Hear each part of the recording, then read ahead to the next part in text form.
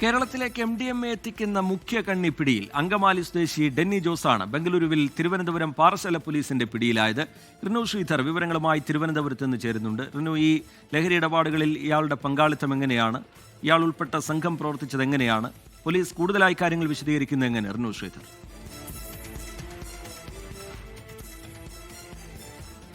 രജിത്ത്, ഇക്കഴിഞ്ഞ 9-ാം തീയതി പാറശാല പോലീസ് നെയ്യാറ്റിൻകര സ്വദേശിയായിട്ടുള്ള ശ്യാം എന്ന് പറയുന്ന ഒരു യുവാവിനെ MDMAയുമായി കസ്റ്റഡിയിലെടുക്കുന്നു.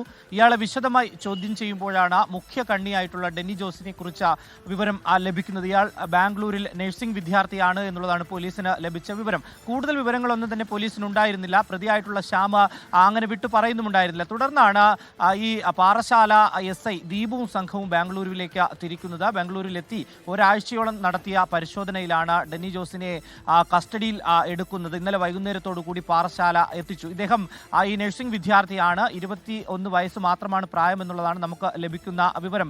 ഈ കേരളത്തിൽ നിന്ന് MDMA വാങ്ങുവാനായി ബാംഗ്ലൂരുവിലേക്ക് എത്തുന്നവരെ ഇടനിലക്കാരനായി പ്രവർത്തിക്കുന്നു, മുഖ്യ കണ്ണിയായി പ്രവർത്തിക്കുന്നു എന്നുള്ളതാണ് പോലീസിന് ലഭിച്ചിരിക്കുന്ന വിവരം. ഇന്ന് ഈ ഡെന്നി ജോസിനെ കോടതിയിൽ ഹാജരാക്കുമെന്നുള്ള വിവരമാണ് നമുക്ക് ലഭിച്ചിട്ടുള്ളത്.